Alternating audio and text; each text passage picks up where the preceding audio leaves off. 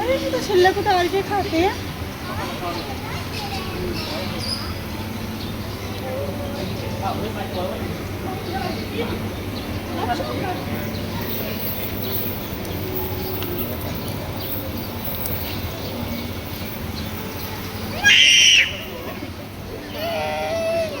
क्या हुआ?